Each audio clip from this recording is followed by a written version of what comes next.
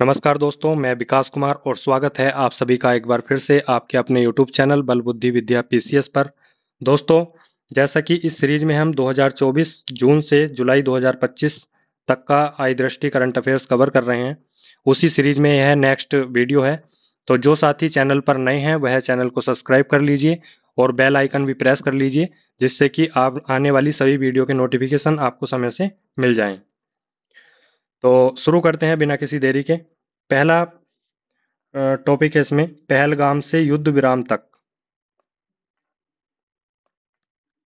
पहलगाम से युद्ध विराम तक, ठीक है। अभी हाल ही में आपको पता है कि पहलगाम जहाँ जम्मू कश्मीर में पड़ता है, वहाँ पे आतंकियों ने जो है अटैक कर दिया था। जो पर्यटक थे, इंडियन सिटीजन्स थे वहाँ पे, तो कुछ लोगों की जो है वहाँ पे मृत्यु भी हो गई थी। तो उसी के संदर्भ में यह जो है टॉपिक है। तो पहलगाम के बारे में जान लेते हैं कि पहलगाम घटना कब घटी है। तो सबसे पहले जान लेते हैं कब घटी है। तो यह 22 अप्रैल 2025 को दोपहर के 2:45 पे यह घटना को अंजाम दिया गया है। और इसकी लोकेशन थी आपकी अनंतनाग जिला। अनंतनाग जिले में पड़ता है पहलगाम, और उससे 7 किलोमीटर दूर की स्थिति पर है आपका बैसरन घाटी। तो बैसरन घाटी के मैदान में बेसिकली यह घटना हुई थी, जो पहलगाम से 7 किलोमीटर की दूरी पर स्थित है, और अनंतनाग जिले जम्मू कश्मीर में यह है। ठीक है। तो जान लेते हैं कि यहाँ पे यह घटना मतलब क्या थी। तो यह जो है यहाँ पे आतंकी थे, और उन्होंने जो है 26 पर्यटकों की धार्मिक पहचान पूछकर, मतलब जो पर्यटक थे वहां पे उनकी पहचान पूछी गई, और उस पहचान के आधार पर उनकी जो है गोलीबारी में हत्या कर दी गई। तो आतंकियों द्वारा 26 पर्यटकों की धार्मिक पहचान पूछकर गोलीबारी में हत्या कर दी गई। और इसमें जो है 26 मृतकों में 25 भारतीय थे, जबकि एक नेपाली सिटीजन्स था। ठीक है। इस आतंकी हमले के पीछे जो जिम्मेदारी ली है वह ली है एक लश्कर ए तैयबा का जो है संगठन है, उसका नाम है द रेजिस्टेंस फ्रंट। यानी कि टीआरएफ ने जो है इस घटना के जो है पूरी तरह से जो है जिम्मेदारी ली है। और इसके जो है प्रतिफल भारत में जो एक्शन देखने को मिले हैं वह है, पहला कि संपूर्ण भारत ने कहा है कि यह जो है भारत की संप्रभुता पर हमला किया गया है। ठीक है। और 23 अप्रैल 2025 को इसके संदर्भ में, यानी कि 22 अप्रैल को घटना घटी और नेक्स्ट डे 23 अप्रैल 2025 को एक उच्च स्तरीय बैठक की गई, जिसमें कुछ फैसले लिए गए। पहला फैसला था कि सुरक्षा मामलों की कैबिनेट समिति सीसीएस, इसने जो है 1960 में जो सिंधु जल संधि थी उसको स्थगित करने का फैसला लिया है। नेक्स्ट है एकीकृत चेक पोस्ट। एकीकृत चेक पोस्ट यानी कि अटारी बाघा सीमा, अटारी बाघा बॉर्डर पर जो एकीकृत चेक पोस्ट है उसे, उस द्वार को जो है बंद करने का फैसला लिया गया था। नेक्स्ट है सार्क वीजा छूट योजना। सार्क वीजा छूट योजना के तहत पाकिस्तानी नागरिकों की भारत यात्रा पर भी प्रतिबंध लगा दिया था। यानी कि 3 बड़े फैसले लिए गए थे। मैं रिपीट कर रहा हूँ। एक तो सिंधु सिंधु जल संधि को स्थगित कर दिया गया था, दूसरा अटारी बाघा सीमा बॉर्डर को बंद कर दिया गया था, तीसरा जो है किसी पाकिस्तानी नागरिक को भारत यात्रा पर प्रतिबंध लगा दिया था सार्क योजना के तहत। और इसमें जो अंतिम एक्शन लिया गया था वह यह था कि 29 अप्रैल को पीएम मोदी ने तीनों सेना प्रमुखों के साथ और राष्ट्रीय सुरक्षा सलाहकार के साथ एक बैठक की, जिसमें सशस्त्र बलों को खुली छूट दी गई थी। और इसी की जो है परिणति थी कि ऑपरेशन सिंदूर भी शुरू हो गया था। ठीक है। तो ऑपरेशन सिंदूर के बारे में जान लेते हैं। ऑपरेशन सिंदूर कब शुरू हुआ था? 6 से 7 मई की रात को शुरू किया गया था भारतीय सुरक्षा बलों द्वारा। और इसकी जो लोकेशन थी, इन्होंने जो है 9 लक्ष्य स्थलों पर, यानी कि 9 लोकेशन पर इन्होंने जो है यह मतलब शुरू किया था। इसमें जो है 5 आतंकी ठिकाने थे आपके पीओ के क्षेत्र में, और 4 आतंकी ठिकाने थे आपके पाकिस्तान के पंजाब प्रांत के। तो पीओ के क्षेत्र के तो इतने इम्पोर्टेंट नहीं है, लेकिन पाकिस्तान के जो पंजाब प्रांत है वहाँ के 4 आतंकी ठिकाने थे, तो उनका नाम पूछ सकता है। पहला था बहावलपुर, दूसरा था मुरीद के, तीसरा था साकरगढ़, चौथा है सियालकोट। ठीक है। अब ऑपरेशन सिंदूर में जैसे शुरू हुआ, फिर जो है इन्होंने लोकेशंस पर जो है अटैक किया भारतीय सुरक्षा बलों ने। और उसके बाद में जो भारत की प्रेस कॉन्फ्रेंस हुई, तो भारत की प्रेस कॉन्फ्रेंस में जो है भारत के विदेश सचिव थे विक्रम मिस्त्री, एक कर्नल थी सोफिया कुरैशी, और एक बिग कमांडर थी व्योमिका सिंह। इन तीनों ने अपना अपना संबोधन दिया, और इसमें बताया गया कि पीड़ित आक्रमण का लक्ष्य है, यानी कि जो घटना हुई पहलगाम, उसके पीड़ित जो है आक्रमण का लक्ष्य था, यानी कि ऑपरेशन सिंदूर का लक्ष्य था आतंकी ठिकानों को ध्वस्त करना। और भविष्य में जो हमले हो सकते हैं उनको रोकना और न कि युद्ध को भड़काना, यानी कि युद्ध को भड़काने जैसा कोई लक्ष्य था ही नहीं। ठीक है, भविष्य में हमला ना हो और आतंकी ठिकानों को जो है ध्वस्त कर दिया जाए, केवल ये जो है एकमात्र इसका लक्ष्य था। जवाबी कार्यवाही में पाकिस्तान के ड्रोन और सशस्त्र यूएवी को मार गिराने हेतु भारतीय थल सेना, नौसेना, वायुसेना, यानी कि भारत के तीनों सेना ने ही समन्वित करके इनको जो है सेंसर, मिसाइल और एंटी ड्रोन तकनीक से जो है जवाब दिया था। पाकिस्तान के जो ड्रोन हमले हो रहे थे उसको जो है तीनों सेनाओं ने मिलकर जो है समन्वित रूप से अपनी मिसाइलों, अपने सेंसरों और अपनी एंटी ड्रोन तकनीक से जो है जवाब दिया था। नेक्स्ट है, इसमें जो है 100 से ज़्यादा आतंकी जो है मारे गए थे ऑपरेशन सिंदूर के तहत। और इसमें जो है एक बड़ा आतंकी जिसका नाम है खालिद अबू आक्सा, यह जो है लश्कर ए तैयबा का जो है कमांडर था, इसको जो है मार दिया गया था। ठीक है, और इसके जवाब में जो है जब ऑपरेशन सिंदूर चला तो ऐसा तो है नहीं कि एक हाथ से ताली बजती है, दूसरे तरफ से भी जो है एक ऑपरेशन चला गया था पाकिस्तान की तरफ से, जिसका नाम था बनियान अल मरसूस। बनियान अल मरसूस 7 मई को जो है चलाया था और इसमें जो है 9 भारतीय जवान शहीद हो गए थे। ठीक है, अब जो है पहले पहलगाम अटैक हुआ, फिर जो है ऑपरेशन सिंदूर चला, लेकिन ये लड़ाई जो है लंबी चलती चली आ रही थी। ठीक है, दोनों ही ओर से। अब इसके जो है रुकेगी कैसे, इस रुकेगी युद्ध विराम से। ठीक है, या तो फिर पूरा पाकिस्तानी जो आतंकी ठिकाने हैं उनको ध्वस्त कर दिए जाए, तब जाके जो है शांति स्थापित होगी। लेकिन इसमें जो है शांति स्थापित हुई थी युद्ध विराम से। ठीक है, तो युद्ध विराम कब शुरू हुआ था, ये हुआ था 10 मई 2025 को शाम को 5 बजे। ठीक है, 10 मई 2025 को, टाइम याद नहीं रखेंगे, केवल डेट। 10 मई को जो है युद्ध विराम हुआ। ठीक है, और युद्ध विराम की जो कहानी कैसे बनी, इसमें अमेरिकी के एक विदेश मंत्री हैं जिनका नाम है मार्को रूबियो। इन्होंने पाकिस्तान सेना के प्रमुख को जो है को तनाव घटाने को कहा। तो पाकिस्तान के जो डीजीएमओ हैं कासिफ अब्दुल्ला, उन्होंने भारत के डीजीएमओ, यानी कि डीजीएमओ मतलब director general of military operation, यानी कि भारत के हैं डीजीएमओ राजीव भाई, इनको कॉल की और बात की और वार्ता की और कहा कि हम जो है युद्ध विराम के लिए मतलब जो है प्रस्ताव रख रहे हैं। तो भारत ने जो है यह प्रस्ताव स्वीकार किया और जो है युद्ध विराम जो है हो गया। ठीक है, 10 मई 2025 को। इसके बाद में जो है 12 मई को, यानी कि 10 मई को जो है संबोधन हुआ, जब 10 मई को जो है युद्ध विराम हुआ और अगले मतलब 2 दिन में 12 मई को पीएम का एक संबोधन आता है शाम को 8 बजे। ठीक है, और इसमें जो है हमारे जो पीएम मोदी हैं वो 4 सिद्धांतों पर बात करते हैं। पहला यह है कि जवाब भारत की शर्तों पर दिया जाएगा। ठीक है, यानी कि भारत की शर्तों पर ही जवाब दिया जाएगा। ठीक है, दूसरा है परमाणु ब्लैकमेल स्वीकार्य नहीं होगा। अब सामने वाली कंट्री अगर ब्लैकमेल करती है कि परमाणु का मतलब परमाणु बम का, तो उन्होंने साफ कर दिया है पीएम मोदी ने कि परमाणु ब्लैकमेल स्वीकार्य नहीं होगा। ठीक है, तीसरा है आतंक शरणदाता राज्य सह आपराधिक माने जाएंगे, यानी कि आतंक को जो सपोर्ट करेगा, जो शरण देंगे, वह राज्य यानी कि वह देश या राष्ट्र सह आपराधिक माने जाएंगे, मतलब वह भी जो है अपराध की श्रेणी में आएंगे। चौथा दिया था इन्होंने खून और पानी एक साथ नहीं बहेगा, यानी कि अगर आप जो है आतंक फैलाओगे तो इधर से भी जो है खून और पानी एक साथ नहीं बहेगा, यानी खून अलग बहेगा और पानी अलग बहेगा। ठीक है, और युद्ध विराम के बाद जब जो है यह पहलगाम अटैक हुआ था और उसके बाद में ऑपरेशन सिंदूर चला, तो एक भारत का जवान जो बीएसएफ का था, तो वह जो है पाकिस्तान सीमा में जो है पकड़े गए थे। उनका नाम था पूर्णम कुमार शाह। तो इनको भी जो है 14 मई 2025 को रिहा कर दिया था पाकिस्तान ने, यानी कि छोड़ दिया था। ठीक है, तो यह है मतलब काफ़ी चर्चित टॉपिक था पिछले कुछ महीनों में। तो यह काफ़ी इंपॉर्टेंट था, तो ये मैंने कवर कर दिया है। सबसे पहले पहलगाम अटैक हुआ, फिर उसके बाद में ऑपरेशन सिंदूर चला, फिर युद्ध विराम हुआ। तो ये सब चीज़ें हैं ना। और युद्ध विराम जो है युद्ध विराम के बाद में भी कुछ चीज़ें हुई हैं, जैसे कि 17 मई 2025 को केंद्र सरकार ने ऑपरेशन सिंदूर और भारत की सीमा पार आतंकवाद के खिलाफ लड़ाई जारी के संदर्भ में 7 सर्वदलीय प्रतिनिधि मंडल का गठन किया। तो क्वेश्चन पूछेगा कितने प्रतिनिधि मंडल का गठन किया, 7। यह मतलब प्रतिनिधि मंडल का गठन क्यों किया, क्योंकि भारत क्या चाह रहा था कि आतंकवाद के खिलाफ जो है जो देश हैं, अदर कंट्रीज हैं, वहां पे अपने जो है प्रतिनिधि मंडल भेजेगा। ठीक है, और बताएगा कि कैसे कैसे आतंकवाद की जो है लड़ाई जो है जारी है भारत की ओर से। ठीक है, तो 59 संसद सदस्यों वाले 7 समूह थे, यानी कि जो 7 प्रतिनिधि मंडल थे उसमें 59 सांसद सदस्य थे। और यह जो है कुल 32 देशों में संयुक्त राष्ट्र सुरक्षा परिषद के सदस्यों सहित प्रमुख साझेदारी देश जो हैं उनका दौरा करेंगे। ठीक है, तो 32 देशों का जो है दौरा करेंगे। अगर हम संसद सदस्यों में बात करें तो 7 प्रतिनिधि मंडलों का नेतृत्व कौन कौन करेंगे। तो पहले प्रतिनिधि मंडल का नेतृत्व करेंगे शशि थरूर जो कांग्रेस से हैं सांसद। दूसरे हैं रवि शंकर प्रसाद भाजपा से हैं।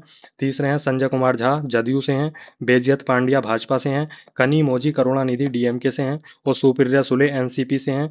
और आपका सातवें हैं श्रीकांत एकनाथ शिंदे शिवसेना से हैं। ठीक है, तो ये तो हो गया आपका टॉपिक। और दूसरी तरफ चूंकि ऑपरेशन सिंदूर में जो है कई जो है रक्षा प्रणाली की मदद ली गई है। तो उसमें देख लेते हैं कि कौन कौन सी हथियार प्रणाली जो है यूज की गई है भारत की ओर से। तो पहला है दसाल्ट राफेल लड़ाकू विमान, यानी कि राफेल का प्रयोग किया गया था और इसकी विशेषता है यह spectra spectra electronic warfare system active electronically scanned array ऐसा रडार, यानी कि जो है स्पेक्ट्रा के पे जो है काम करता है लड़ाकू विमान। ठीक है, नेक्स्ट है स्काल्प SCALP स्काल्प, यानी कि स्टॉर्म शैडो क्रूज मिसाइल। इसकी उत्पत्ति हुई थी यूरोपीय द्वारा। ठीक है, तो इनकी उत्पत्ति पूछेगा, उत्पत्ति कैसे कैसे हुई। ठीक है, बाकी जो है इनका यूज हुआ था बस, इसलिए चर्चा में है। तीसरा है hammer hammer highly agile modular munition extended range. इसकी यह जो है फ्रांस से लाया गया था हैमर। चौथा है अपना ब्रह्मोस, सभी जानते हैं क्रूज मिसाइल है। इसकी उत्पत्ति हुई है भारत और रूस की मदद से ब्रह्मोस एयर स्पोर्स में। ठीक है, भारतीय सेना हथियार प्रणालियां कौन कौन सी प्रयोग हुई थी। तो स्काई स्ट्राइकर हुई थी, लाइटरिंग म्यूनिशन, यानी कि यह जो है सामने वाले के जो ड्रोन आ रहे थे उनको निष्क्रिय कर देता है। तो यह मतलब उत्पत्ति हुई थी भारत और इसराइल की मदद से एल्बिट सिस्टम अल्फा डिजाइन द्वारा। नेक्स्ट है IAI हरोप लाइटरिंग म्यूनिशन। इसकी उत्पत्ति भी इसराइल द्वारा हुई थी। ठीक है, भारत में निर्मित घटकों के साथ, यानी कि भारत से कुछ जो है इन्होंने घटक लिए थे, लेकिन ओवरऑल जो है इसराइल ने इसको डेवलप किया था। नेक्स्ट है भारतीय वायु रक्षा प्रणालियां भारतीय वायु रक्षा प्रणालियां। ठीक है, तो ये पाकिस्तान के पृथ्वी शोष से बचने के लिए ये है बहुत ज़्यादा इंपॉर्टेंट थी। पहला आपने सुना होगा S-400 ट्रायम्फ, यानी कि सुदर्शन चक्र भी बोलते हैं इसको। तो यह रूस से लाया गया था। भारतीय सेना के लिए यह बहुत जो है अनुकूलित रहा। दूसरा है अपना इंडिया का Akash surface to air missile system. यह जो है भारत DRDO द्वारा डेवलप्ड है। ठीक है, तो S-400 और आकाश इन्होंने बहुत ज़्यादा मतलब साथ दिया था भारत का ऑपरेशन सिंदूर में। ठीक है, नेक्स्ट है यहाँ पे जो है ना, मैं डीपली इसलिए बात नहीं कर रहा हूँ, आप कह रहे होंगे कि S-400 के बारे में और बताओ, है ना, एक डाउट होगा आपके मन में। तो यहाँ पे मैं डीपली इसलिए बात नहीं कर रहा हूँ क्योंकि आई दृष्टि का मतलब ही रिवीजन होता है। भाई जो पत्रिका एग्जाम से 15 दिन पहले, 20 दिन पहले, एक महीना पहले आ रही है, तो उसमें डीप आप कहाँ तक पढ़ पाओगे, एक बात बताओ, है ना।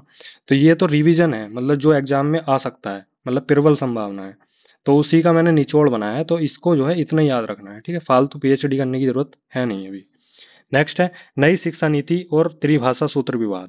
ठीक है, अभी क्या हुआ, अभी हाल ही में तमिलनाडु में जो है समग्र शिक्षा अभियान और PM श्री योजना के तहत 2152 करोड़ रुपए की राशि जो है दी जानी थी। तो चूंकि तमिलनाडु ने जो है नई शिक्षा नीति को जो है मतलब स्वीकार नहीं कर रखा, तो ऐसे में जो है इसकी जो है राशि है जो दी जानी थी 2152 करोड़, उसको जो है रोक दिया गया है।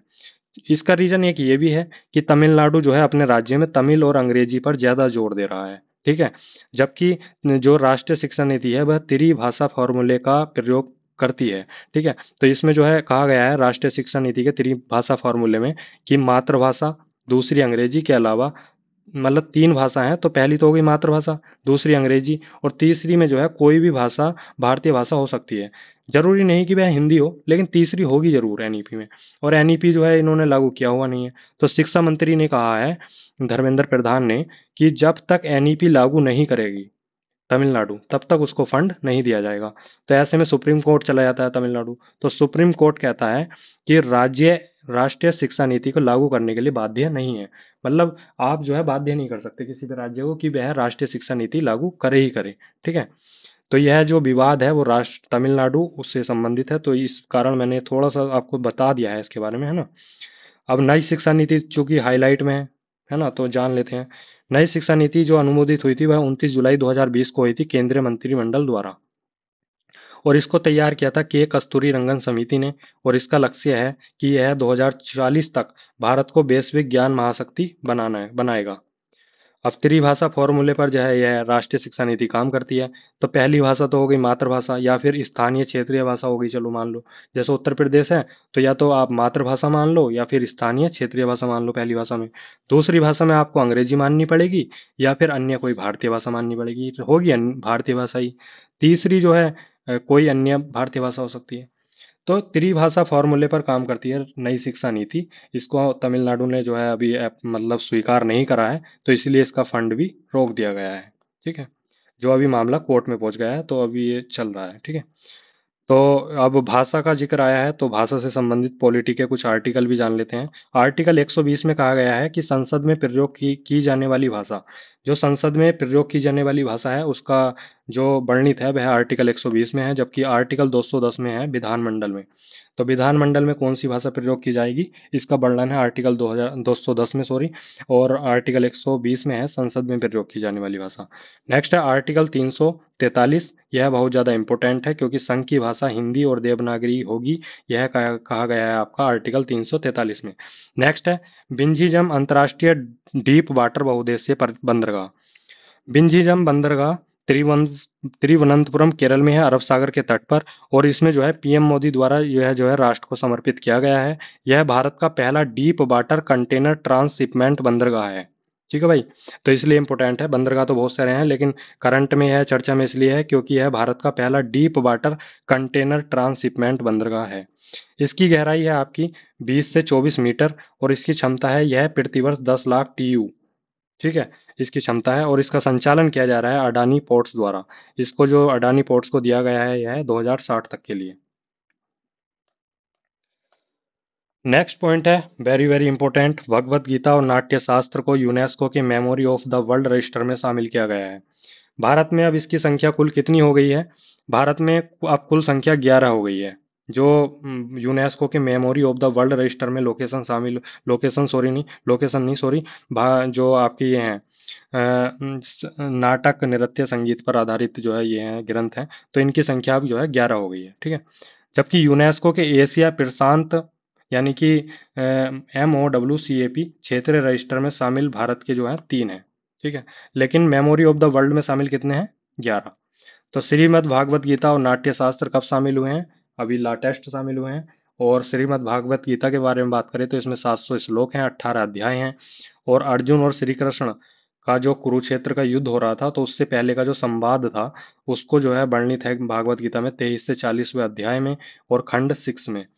इसका जो संकलन किया है वह महर्षि देव वेद व्यास द्वारा किया गया है। नाट्य शास्त्र एक विस्तृत ग्रंथ है जो नृत्य नाटक संगीत पर लिखित है, और इसको जो लिखा गया है वह ऋषि भरत मुनि द्वारा लिखा गया है। प्राचीन परंपरा में इसे पंचम वेद भी कहा गया है। इसमें जो है 36,000 श्लोकों का ज्ञान कोश है, इसलिए इसे गंधर्व वेद भी कहा गया है। ठीक है, अब दोनों ही पांडुलिपि, इनको पांडुलिपि बोलते हैं। ठीक है, जैसे श्रीमद् भागवत गीता हो गई, नाट्य शास्त्र हो गया, तो ये पांडुलिपि में आते हैं। तो दोनों ही पांडुलिपि संस्कृत भाषा में रचित हैं, और इनको जो संरक्षित किया गया है वह Bhandarkar oriental research institute Pune में संरक्षित किया गया है। अब आपके मन में एक क्वेश्चन आ रहा होगा कि मेमोरी ऑफ द वर्ल्ड कार्यक्रम कब लॉन्च किया गया था, जिसमें 11 जो है भारत के शामिल हो गए हैं, लेकिन इसको लॉन्च कब किया गया था? तो 1992 में इसे जो है लॉन्च किया गया था यूनेस्को द्वारा। ठीक है, नेक्स्ट टॉपिक पे चलते हैं। महाकुंभ 2025 प्रयागराज में हुआ था। भाई बहुत ज़्यादा इंपॉर्टेंट है, अपने यूपी में हुआ था, लेकिन ज़्यादा पढ़ना नहीं है इसके बारे में, बस थोड़ी चीज़ें याद रखनी है। मैं आपको सब याद करा देता हूँ। जैसे ये शुरू हुआ था 13 जनवरी 2025 से 26 फरवरी 2025 तक। ठीक है, तो 13 जनवरी से 26 फरवरी तक चला था। कुल कितने दिन चला था? 45 दिन चला था। कहाँ पे हुआ था? प्रयागराज में।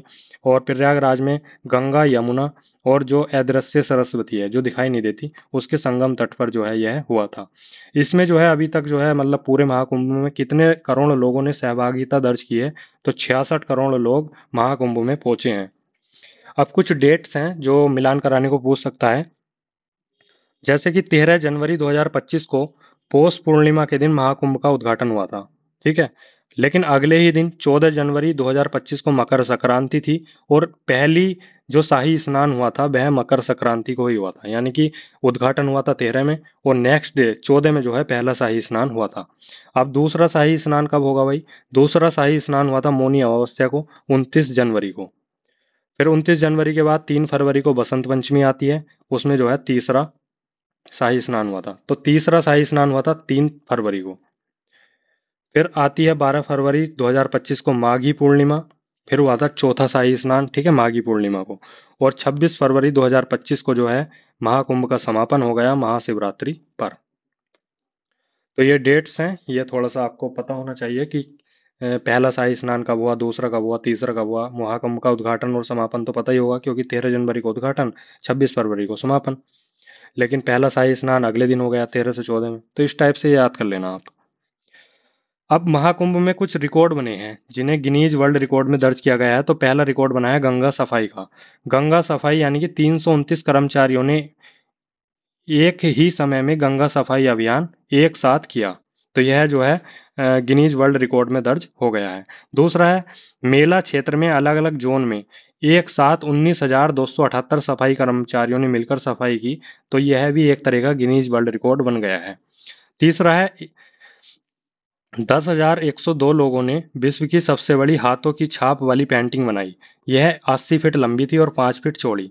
तो इस प्रकार की पेंटिंग भी गिनीज वर्ल्ड रिकॉर्ड में दर्ज हो गई है। तो तीन गिनीज वर्ल्ड रिकॉर्ड बने हैं। लेकिन आपके मन में एक क्वेश्चन आया होगा कि भाई सबसे ज्यादा मतलब श्रद्धालु पहुंचे हैं 66 करोड़, यानी कि 66 करोड़ की भीड़ थी। तो फिर यह तो जरूर गिनीज वर्ल्ड रिकॉर्ड बना होगा।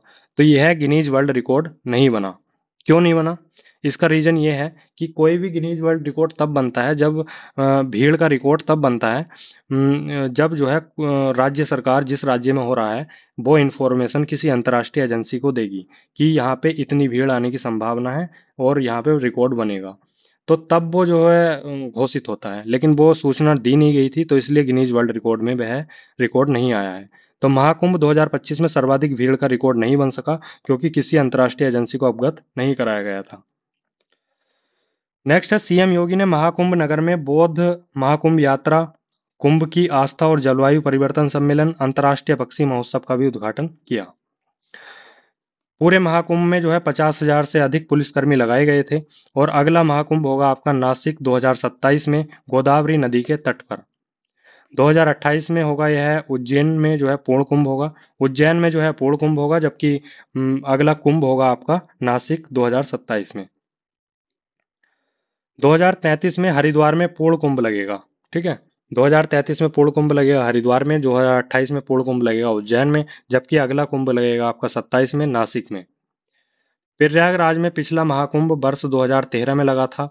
समाजवादी पार्टी की जब सरकार थी तब यह हुआ था। 2017 में कुंभ को यूनेस्को द्वारा कल्चरल हेरिटेज ऑफ ह्यूमैनिटी की के रूप में भी मान्यता मिली थी। यानी कि कुंभ को जो है यूनेस्को द्वारा कल्चरल हेरिटेज में भी जो है शामिल किया गया था। कब किया गया था? 2017 में। कुंभ मेले का समय यानी कैसे निर्धारित होता है कि कुंभ आ रहा है? इसकी एक ज्योतिषी प्रक्रिया होती है। जब सूर्य, चंद्रमा और बृहस्पति की ज्योतीय स्थिति से निर्धारित यह जो है होता है। बृहस्पति के मेष राशि में प्रविष्ट होता जब बृहस्पति के मेष राशि में प्रविष्ट होने तथा सूर्य और चंद्र के मकर राशि के में आने पर प्रयागराज में जो गंगा, यमुना और अदृश्य सरस्वती का संगम है, वहां के तट पर जो है कुंभ का आयोजन होता है, जब यह स्थिति देखी जाती है।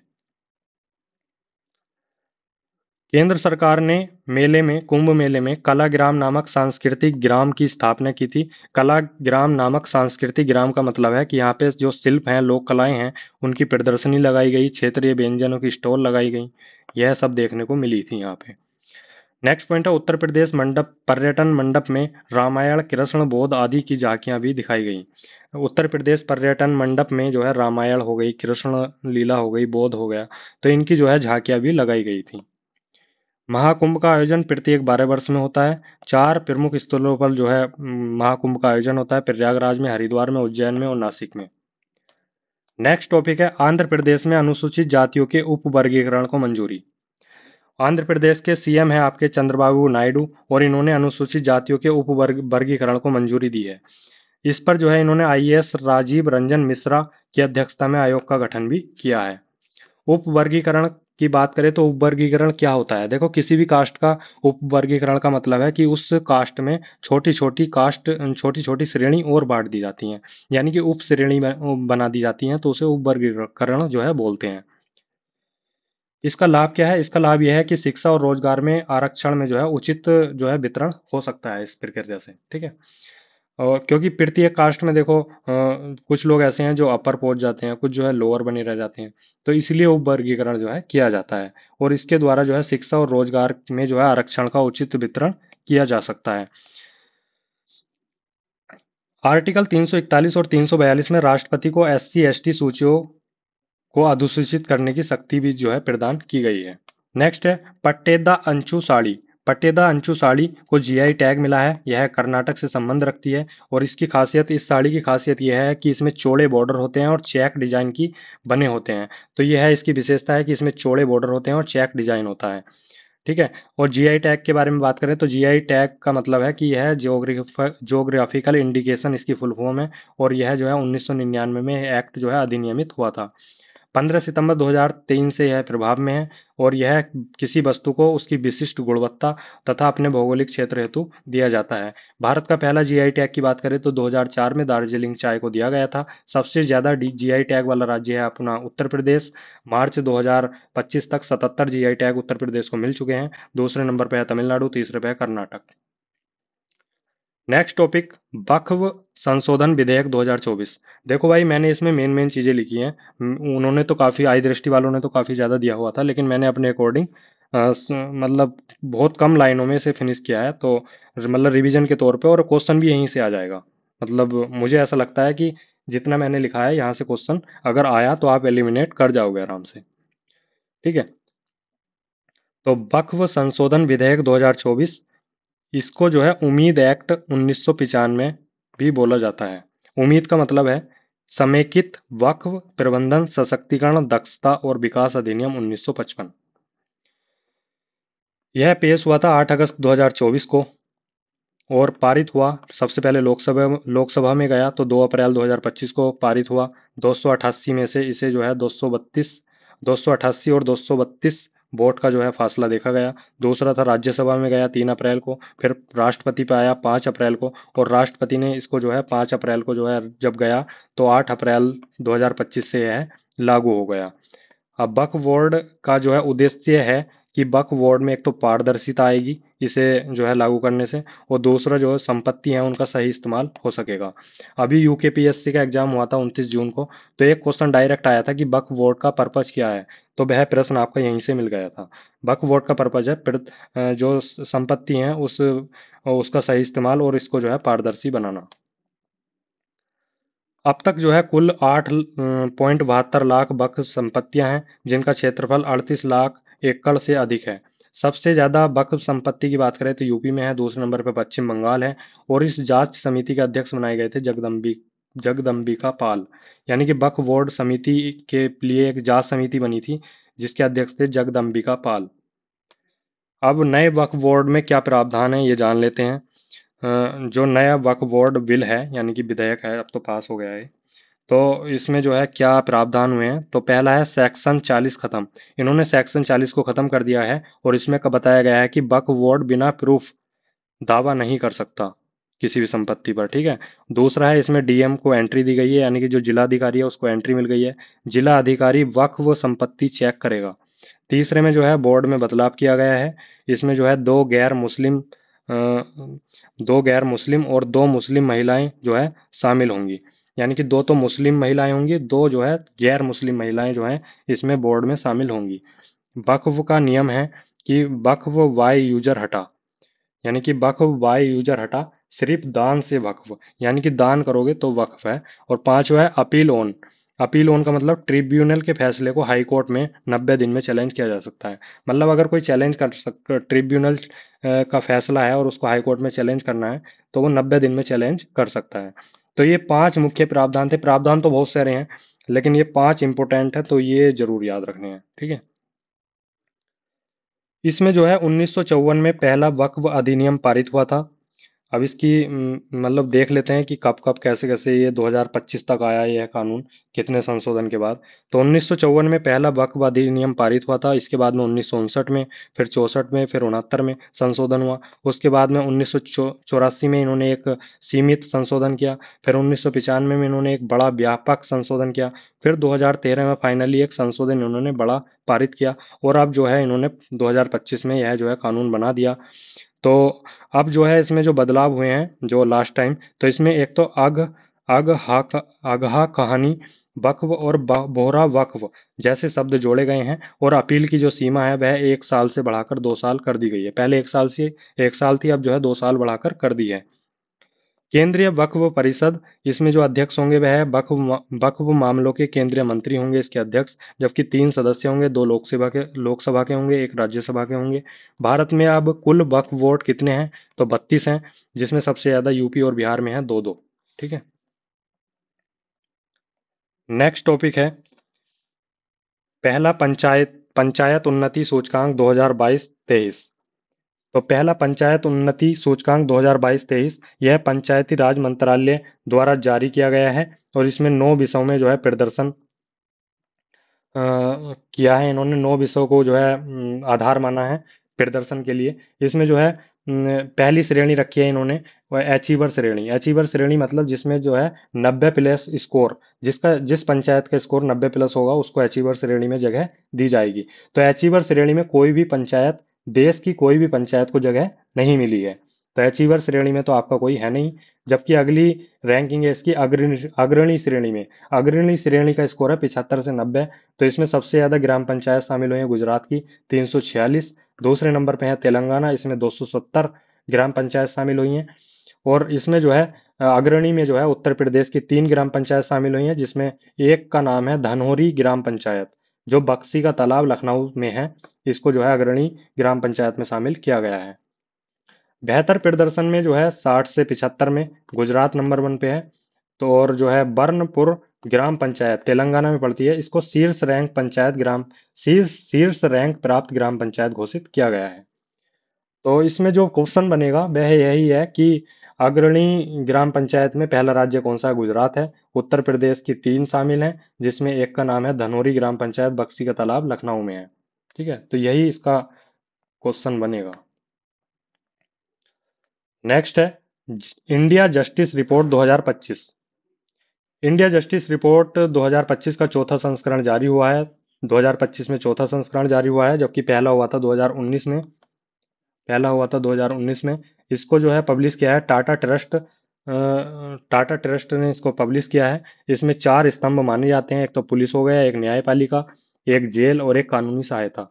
इसमें जो है 25 राज्य जो शामिल किए गए हैं, मतलब 25 राज्यों के आधार पर यह रिपोर्ट दी गई है। जिसमें बड़े राज्यों में प्रथम है कर्नाटक, और दूसरा है आंध्र प्रदेश। छोटे राज्यों में प्रथम है सिक्किम, दूसरा है हिमाचल प्रदेश। तो बड़े राज्यों में ही पूछा जाता है बेसिकली, तो कर्नाटक इंडिया जस्टिस रिपोर्ट में पहले स्थान पर है। नेक्स्ट है आपदा प्रबंधन संशोधन अधिनियम 2025। आपदा प्रबंधन संशोधन अधिनियम 2025 9 अप्रैल 2025 से प्रभाव में आया। और यह क्यों संशोधन किया गया इसमें? क्योंकि जलवायु जोखिम और कोविड-19 जैसी महामारी को ध्यान में रखते हुए इसमें जो है संशोधन किया गया है। तो इसमें जो संशोधन हुए हैं, पहला यह है कि अब राष्ट्रीय और राज्य दोनों आपदा प्रबंधन प्राधिकरण, यानी कि एक तो राष्ट्र का आपदा प्रबंधन प्राधिकरण और एक राज्य का आपदा प्रबंधन प्राधिकरण, दोनों ही अपने अपने स्तर पर आपदा प्रबंधन योजना तैयार करेंगे। इससे पहले जो तैयार होती थी वह राष्ट्रीय और राज्य कार्यकारी समिति करती थी। ठीक है। नेक्स्ट इसमें जो बदलाव हुआ है वह यह है कि आपदा प्रबंधन की जो परिभाषा थी उसमें आपदा जोखिम न्यूनीकरण को जोड़ा गया है। तीसरा है राज्य सरकारें अपने यहाँ शहरी आपदा प्रबंधन प्राधिकरण गठित कर सकती हैं। यानी कि जो राज्य सरकारें हैं वह अपने जिले स्तर पर या अपने शहर स्तर पर शहरी आपदा प्रबंधन प्राधिकरण को गठित कर सकती हैं। यह उनको जो है पावर दे दी गई है। नेक्स्ट टॉपिक है अप्रवास विदेशियों विषयक अधिनियम 2025। इसे भी जो है 4 अप्रैल 2025 को राष्ट्रपति ने मंजूरी दी है। इसमें इसको मतलब मंजूरी के बाद इससे पहले जो पासपोर्ट अधिनियम था 1920, विदेशियों का पंजीकरण अधिनियम था 1939 और अप्रवास अधिनियम था 2000, इसको जो है निरस्त कर दिया गया है। और अब यह जो है नया अधिनियम को जो है मंजूरी दे दी गई है। इसमें कहा गया है कि भारत में अब जो है प्रवेश करने पर और प्रस्थान करने पर प्रत्येक व्यक्ति के पास वैध पासपोर्ट या निर्धारित अन्य दस्तावेज होना अनिवार्य है। अगर किसी व्यक्ति के पास ऐसा कंडीशन नहीं मिलती है कि उस पर कोई वैध पासपोर्ट या अन्य निर्धारित दस्तावेज नहीं मिलता है, तो उसको जो है 5 वर्ष का कारावास और 5 लाख रुपए का जो है जुर्माना लगाया जाएगा। नेक्स्ट है, आज मैंने ठीक ठाक टॉपिक करा दिए हैं, तो इस वजह से लंबा जाएगा वीडियो, और टॉपिक भी सारे हैं क्योंकि एग्ज़ाम करीब है, तो मुझे जो है जल्दी जल्दी इसको मतलब पूरा करना है। और ज़्यादा डिले करने का कोई फ़ायदा नहीं है, क्योंकि जब एग्ज़ाम पास है तो मुझे टाइम से ही टॉपिक करा दूंगा मैं सारे। आप बेफिक्र रहो, बस वीडियो लास्ट तक देखते रहो, और इसकी PDF आपको टेलीग्राम पे मिल ही जाएगी। तो नेक्स्ट टॉपिक है तमिलनाडु सरकार बनाम तमिलनाडु राज्यपाल और सर्वोच्च न्यायालय का निर्णय। अभी हुआ क्या, तमिलनाडु विधानसभा ने जो है 2020 से 2023 तक 12 विधेयक पारित करके राज्यपाल को भेजे थे। वहाँ के राज्यपाल थे आर एन रवि। उन्होंने इस पर जो है कोई निर्णायक कार्यवाही नहीं की, और जब कोई निर्णायक कार्यवाही नहीं हुई 2 सालों तक, तो तमिल की जो सरकार है उसने जो है सुप्रीम कोर्ट में एक रिट जो है याचिका दायर कर दी। ठीक है। अब ऐसे में क्या हुआ कि सुप्रीम कोर्ट ने सोलिसिटर जनरल को एक नोटिस भेजा कि भाई, या तो राज्यपाल को क्या करना होता है, जैसे कोई बिल भेजा गया विधानसभा द्वारा, तो या तो उसे जो है सहमति देंगे, या कोई सहमति नहीं देंगे, या वापस कर देंगे, या फिर जो है राष्ट्रपति को भेज देंगे, है ना, यही तो कर सकते हैं। लेकिन वहां पे उन्होंने कोई कार्यवाही ही नहीं की। तो सुप्रीम कोर्ट ने राज्यपाल के इस कदम को पहली बात तो असंवैधानिक जो है ठहरा दिया है। ठीक है। और फिर जो है इसके बाद में जब ये बिल जो है उन्होंने कोई कार्यवाही नहीं की, तो तमिलनाडु सरकार ने इन विधेयकों को फिर से पारित किया 2023 में, और राज्यपाल को पुनः भेजा। ठीक है। तो ये सब चीजें तो मैंने आपको बताई इसलिए कि क्यों चर्चा में है, लेकिन इससे रिलेटेड जो पॉलिटिके हैं, जो मतलब प्रावधान हैं, जो आर्टिकल हैं, वो जरूर एग्जाम में पूछ सकता है।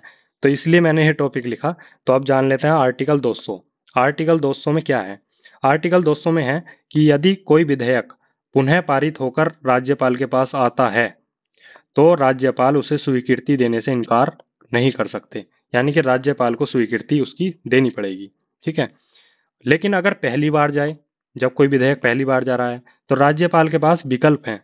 पहला विकल्प है सहमति दे सकते हैं, दूसरा विकल्प है सहमति नहीं भी दे सकते, तीसरा है राष्ट्रपति के विचारार्थ सुरक्षित रख सकते हैं।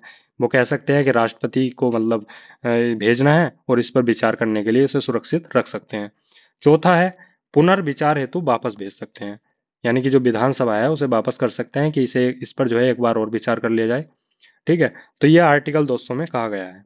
अब आर्टिकल 201, जब मान लो एक तो सहमति दे दी, एक एक जो है सहमति नहीं दी, एक जो है पुनर्विचार हेतु वापस कर दिया, लेकिन जो चौथा पॉइंट है राष्ट्रपति को विचारार्थ सुरक्षित रखना, तो यह आता है आर्टिकल 201 में। और राष्ट्रपति के पास क्या विकल्प होते हैं कि वह स्वीकृति दे सकता है, नहीं भी दे सकता है। लेकिन यदि मनी विल है, यदि वह मनी विल है, तो संदेश सहित पुनर्विचार हेतु राज्य विधानमंडल को लौटा सकता है। अगर मनी विल है और राष्ट्रपति चाहता है कि इस पे पुनर्विचार हो, तो वह अपना संदेश सहित उसे राज्य विधानमंडल में वापस लौटा सकते हैं। तो भाई आर्टिकल 201 और आर्टिकल 200 इन दोनों को आपको जरूर मतलब मैंने बता दिया है, तो ध्यान रखना, क्योंकि एग्जाम में पूछ सकता है। अब सुप्रीम कोर्ट ने जो निर्णय दिया है, तो सुप्रीम कोर्ट के पास पावर होगी कोई किसी आर्टिकल के द्वारा, तभी तो निर्णय दिया है। तो वो आर्टिकल है आपका आर्टिकल 142। आर्टिकल 142 क्या कहता है कि पूर्ण न्याय हेतु न्यायालय को शक्ति जो है दी गई है सुप्रीम कोर्ट को, यानी कि वह पूर्ण न्याय हेतु जो है सुप्रीम कोर्ट को पूर्णतः जो है शक्ति दी गई है। आर्टिकल 163, देखो राज्यपाल ने वहां के बिल जो है कोई कार्यवाही नहीं की, जबकि आर्टिकल 163 कहता है कि राज्यपाल को राज्य मंत्रिपरिषद की सलाह पर कार्य करना अनिवार्य है। तो यहाँ पे भी उल्लंघन किया, तो इसीलिए तो जो है संविधान ने इसको असंवैधानिक ठहरा दिया है। तो यह थोड़ा सा हाईलाइट में था, तो ये मैंने आपको आर्टिकल बता दिए, याद रखने हैं। नेक्स्ट टॉपिक है बायलर अधिनियम 2025। इसको 4 अप्रैल को राष्ट्रपति ने मंजूरी दी है, और इसके में कहा गया है कि केंद्रीय बायलर्स बोर्ड का जो है गठन का प्रावधान किया जाएगा। भारत में वर्ष 2024 तक लगभग 40 लाख स्टीम बॉयलर संचालित हो रहे हैं। 1923 अधिनियम को यह जो है विनियमित करता है। बॉयलर का मतलब है, बॉयलर मतलब एक उपकरण है जो जिसकी दबाव की सहायता से भाप उत्पन्न की जाती है। नेक्स्ट टॉपिक है